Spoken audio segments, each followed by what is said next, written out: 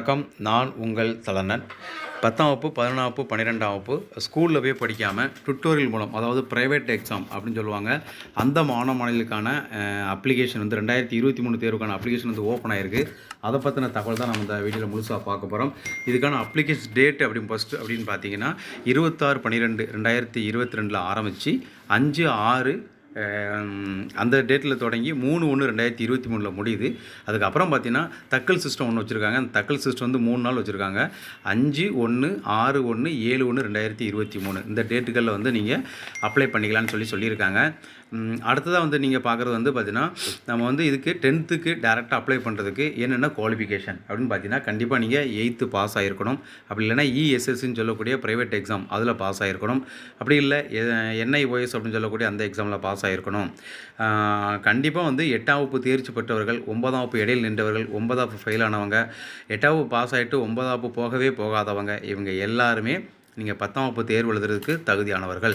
ஆனால் கண்டிப்பாக 8ஆம் வகுப்பு முடித்து ஒரு வருஷம் கேப் இருந்தவங்க மட்டும்தான் 10ஆம் வகுப்பு எழுத முடியும்னு சொல்லியிருக்காங்க. இது வந்து பார்த்தீங்கன்னா அந்த மாணவர்களுக்கான எலிஜிபிலிட்டி. அடுத்ததான் நம்ம பார்க்குறது வந்து சப்ஸ்கிரைப் பண்ணுங்கள். சயின்ஸு 10th சயின்ஸ் வந்து ப்ராக்டிக்கல் ரொம்ப முக்கியமானது. இந்த ப்ராக்டிக்கலுக்கு வந்து ஏற்கனவே அப்ளை பண்ண பிள்ளைங்க இருந்தாங்கன்னா பிரச்சனை இல்லை, நீங்கள் வந்து ப்ராக்டிக்கலுக்கு அப்ளை பண்ண வேண்டாம். ஆனால் வந்து நீங்கள் ஒருவேளை ஆல்ரெடி ப்ராக்டிக்கல் அட்டன் பண்ணி ப்ராக்டிக்கல் பாஸ் ஆகிருந்தாலோ, இல்லை வந்து தியரி எக்ஸாம் பாஸ் ஆகிருந்தாலோ, நீங்கள் இப்போ எது ஃபெயிலோ அதுக்கு மட்டும் அப்ளை பண்ணிக்கலாம். அதுபோக நீங்கள் ஆல்ரெடி வந்து ப்ராக்டிக்கலுக்கு அப்ளை பண்ணாமல் ஏதாவது மாணவர்கள் விட்டுருந்தீங்க அப்படின்னா, இப்போ வந்து 26/12 30/12 வரைக்கும் அந்தந்த மாவட்ட கல்வி மையத்தை போய் நீங்கள் நேரடியாக தொடர்பு கொண்டீங்க அப்படின்னா, கண்டிப்பாக அந்த டேட்டுக்கு வந்து நீங்கள் உங்களுடைய அந்த ப்ராக்டிக்கலுக்கு வந்து நீங்கள் அப்ளை பண்ணிக்கலாம். சரி, உங்களுக்கான தேர்வு கட்டணம் அப்படின்னு பார்த்தீங்கன்னா, உங்களுக்கு வந்து தேர்வு கட்டணம் வந்து 125 ரூபா. ஆன்லைனில் அப்ளை பண்ணுறதுக்கு 50 ரூபா, மொத்தம் 175 ரூபா. இந்த 175 ரூபாங்கிறது வந்து பார்த்தீங்கன்னா, நீங்கள் ஒரு பேப்பர் எழுதினாலும் சரி, இல்லை நீங்கள் 5 பேப்பருக்கு அப்ளை பண்ணாலும் உங்களுக்கான ஃபீஸ் இது மட்டும்தான்.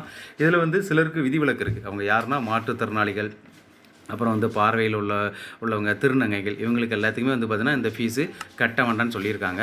அதுபோக இப்போ இந்த சர்டிஃபிகேட் கூட நம்ம என்னெல்லாம் டாக்குமெண்ட்ஸ் வந்து நம்ம அட்டாச் பண்ணணும் அப்படின்னா, நீங்கள் வந்து உங்களுடைய டிசி, நீங்கள் பள்ளிக்கூடத்தில் படிச்சிருக்க உங்கள் டிசி, 8th முடிச்சிருந்த அந்த 8ஆம் வகுப்பு மார்க் ஷீட்டு, 9th முடிச்சிருந்தா 9th மார்க் ஷீட்டு, ஒருவேளை நீங்கள் வந்து ஸ்கூலில் வந்து சயின்ஸ் ப்ராக்டிக்கல் அட்டன் பண்ணியிருந்தாலோ, இல்லை ப்ரைவேட்டில் சயின்ஸு அட்டன் பண்ணி அதுக்கான மார்க் கிடச்சிருந்தாலோ, அந்த ப்ராக்டிக்கல் தொடர்பான ஏதாவது டாக்குமெண்ட் வச்சுருந்தீங்கன்னா அந்த டாக்குமெண்ட்டையும் நீங்கள் கண்டிப்பாக வந்து இந்த அப்ளை பண்ணும்போது நீங்கள் கண்டிப்பாக கொடுக்கணும். எல்லாமே ஒரிஜினல் தான் கொடுக்கணும். நீங்கள் உங்களுக்கு தேவையான டாக்குமெண்ட்டில் எல்லாத்தையுமே நீங்கள் ஒரு செட்டு 2 செட்டு ஜெராக்ஸ் எடுத்து வீட்டில் வச்சுட்டு ஒரிஜினலை கொண்டு சப்மிட் பண்ணிடணும். ஒரிஜினலை வாங்கி வச்சுட்டு நீங்கள் எழுத போகிற தேர்வு முடிஞ்சதுக்கப்புறம் இதற்கான மதிப்பெண் சான்று வரும்போது தான் உங்களுடைய ஒரிஜினல் வந்து நீங்கள் வாங்கிக்கிற மாதிரி இருக்கும். அதில் மாணவர்கள் வந்து எல்லா ஒரிஜினலையும் கொடுத்துட்டு திரும்ப நீங்கள் ஜெராக்ஸ் எடுக்குன்னு கேட்டால் கூட உங்களுக்கு கிடைக்காது. ஒரிஜினலை கொடுக்கறதுக்கு முன்னாடி ஜெராக்ஸ் எடுத்து வீட்டில் வச்சுட்டு அதுக்கப்புறம் ஒரிஜினலை நீங்கள் அவங்க கையில் கொடுத்துடலாம். அதுபோக இந்த தடவை புதுசாக என்ன கால்ஃபர் பண்ணியிருக்காங்கன்னா, ITI, அதாவது 8th முடிச்சுட்டு ITI 2 இயர் ITI முடித்தவங்க, இல்லை 1 இயர் ITI முடித்த பையங்க அப்படின்னு பார்த்தாங்கன்னா, அவங்க வந்து தமிழ் இங்கிலீஷ் மட்டும் அப்ளை பண்ணலான்னு சொல்லியிருக்காங்க. அப்படி யாராவது இருந்தாங்கன்னா தமிழ் மட்டும் நீங்கள் அப்ளை பண்ணி அது 10th ஈக்குவலாக மாற்றிக்கலாம். அடுத்ததாக வந்து பார்த்தீங்கன்னா, இப்போ +1 எழுதுகிற மாணவர்களுக்கான தகவல் பார்க்கலாம். மற்ற தகவல் எல்லாமே ஒன்று தான், டேட்டு மற்ற எல்லாமே ஒன்று தான். இப்போ நம்மளுடைய எலிஜிபிலிட்டி மட்டும் பார்ப்போம். 10ஆம் வகுப்பு கண்டிப்பாக தேர்ச்சி பெற்றிருக்கணும், அல்லது வந்து பார்த்தீங்கன்னா 11ஆம் வகுப்பு தேர்வு எழுதாமல் விட்டுருக்கணும். 11ஆம் வகுப்பு தேர்வுக்கு எழுதிட்டு அப்ளை பண்ணிவிட்டு எழுதாமல் விட்டவங்க, 11ஆம் வகுப்பு தேர்வை எழுதி ஃபெயிலானவங்க, 11ஆம் வகுப்பு தேர்வே எழுதாதவங்க, இவங்க எல்லாருமே வந்து பார்த்தீங்கன்னா +1 தேர்வு எழுதுறதுக்கு இவங்க வந்து எலிஜிபிலிட்டி. இவங்களுக்கான ஃபீஸ் அப்படின்னு பார்த்தீங்கன்னா 235 ரூபா இவங்களுக்கான ஃபீஸு. 6 பாடம் மொத்தம், 4 மேஜர் பாடம், அது போக ஒரு தமிழ், ஒரு இங்கிலீஷு, அது போக 4 மேஜர். சப்ஸ்கிரைப் பண்ணுங்கள். அந்த 4 மேஜர் இதெல்லாம் பார்த்தீங்கன்னா உங்களுக்கு வந்து ஹிஸ்ட்ரி, எக்கனாமிக்ஸு, காமர்ஸு, அக்கௌண்டன்சி, அது ஒரு செட்டு. அடுத்து வந்து பார்த்தீங்கன்னா economics, political science, commerce, accountancy, economics, commerce, அப்புறம் பார்த்தீங்கன்னா உங்களுக்கு வந்து அக்கௌண்டன்சி, அப்புறம் வந்து இந்திய கலாச்சாரம், பாலிட்டிக்கல், அப்புறம் பார்த்தீங்கன்னா எக்கனாமிக்ஸ், காமர்ஸு, அக்கௌண்டன்சி, இன்னொரு தமிழ், எக்கனாமிக்ஸு, காமர்ஸு, அக்கௌண்டன்சி, நம்மளுடைய வந்து மேக்ஸு, பயோ மேக்ஸ்னு சொல்லுவோம், அந்த மேக்ஸ், வணிக கணிதம்னு சொல்லுவாங்களே அந்த மாதிரி. இந்த 5 குரூப்பில் ஒரு குரூப்பை தான் நீங்கள் சூஸ் பண்ணிக்கணும். இந்த 4 பாடம் கம்பல்சரி ஏதாவது ஒன்று எடுத்துக்கலாம். அது போக ஒரு தமிழ், ஒரு இங்கிலீஷு, மொத்தம் 6 பாடங்கள் நீங்கள் எடுத்துக்கணும். எலிஜிபிலிட்டி +1க்கு நம்ம ஏற்கனவே சொல்லிட்டோம். அடுத்ததான் வந்து பார்க்க போகிறது +2. 12ஆம் வகுப்புக்கும் இப்போ ஏற்கனவே சொன்ன இதே நடைமுறைகள் தான். ஆனால் இதுக்கான குவாலிஃபிகேஷன் மட்டும், அதாவது யாரெல்லாம் வந்து 12ஆம் வகுப்பு தனித் தேர்வர்களாக தேர்வு எழுதுறதுக்கு தகுதியானவங்க அப்படிங்கிற அந்த தகவல் மட்டும் தான். டேட் எல்லாமே காமன் தான். 26/12 உங்களுக்கு 3/1/2023 வரைக்கும் தான் இதில் அப்ளை பண்ண முடியும். மற்ற டேட்டில் அதுலேயும் முக்கியமாக சனி ஞாயிறுலாம் நீங்கள் போனீங்கன்னா அப்ளை பண்ண முடியாது. சனி ஞாயிறு தவிர்த்து நீங்கள் அப்ளை பண்ணிக்கலாம். பழைய பட்டனில் நீங்கள் +2 எழுதி அதில் வந்து அரியர் வச்சுருந்தீங்க அப்படின்னா இந்த தடவை கண்டிப்பாக நீங்கள் புது பட்டனில் தான் எக்ஸாம் எழுதணும். முன்னாடி நீங்கள் 200 மார்க் எழுதிருப்பீங்க. இந்த தடவை கண்டிப்பாக வந்து நீங்கள் 100 மார்க் தான் எக்ஸாம் எழுதணும். இந்த 100 மார்க்லேயும் வந்து பார்த்தீங்கன்னா உங்களுக்கு 70 மார்க்குக்கும் 90 மார்க்குக்கும் தான் எக்ஸாம் நடக்கும். மீதி வந்து பார்த்தீங்கன்னா உங்களுக்கு ப்ராக்டிக்கலில் இருக்கும். இது போக பழைய பாடத்திட்டத்தில் வந்து நீங்கள் வந்து ஆல்ரெடி வந்து இப்போ உங்களுடைய ப்ராக்டிக்கலை முடிச்சிருந்த மாணவர்கள் தியரி மட்டும் ஃபெயில் அப்படி இருந்தீங்கன்னா அவங்களும் வந்து இப்போ அந்த மாணவ மாணவிகள் வந்து அதுக்கு அப்ளை பண்ணிக்கலாம்.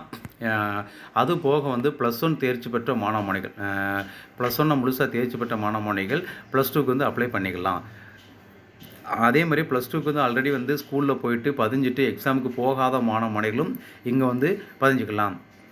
+2க்கு வந்து கண்டிப்பாக நீங்கள் ஆனால் ஆல்ரெடி அப்ளை பண்ணியிருந்துருக்கணும். அல்லது +1 இதே மாதிரி தனித்தேர்வராக பாஸ் ஆகியிருந்தால் நீங்கள் +2க்கும் அப்ளை பண்ணிக்கலாம். ஆனால் +1ல் நீங்கள் ஒரு குரூப்பை படிச்சுட்டு அந்த குரூப்பில் வந்து நீங்கள் பாஸ் ஆகிட்டீங்க.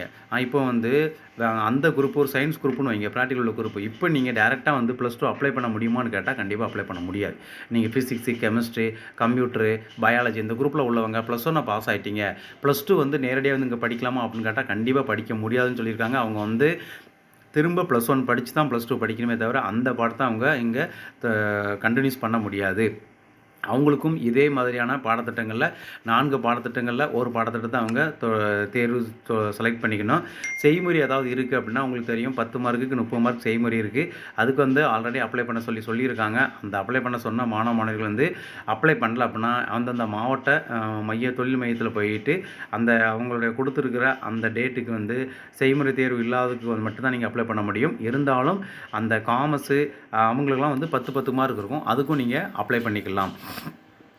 இதுதான் மொத்தமே வந்து பார்த்தீங்கன்னா தனித்தேர்வுகளுக்கான நீங்கள் 10th படித்தாலும் சரி, +1 படித்தாலும் சரி, +2 படித்தாலும் சரி, அவங்களுக்கான மொத்த இன்ஸ்ட்ரக்ஷனே இவ்வளோ தான். இது வந்து ஒரு 3 பிடிஎஃபாக இருக்குது.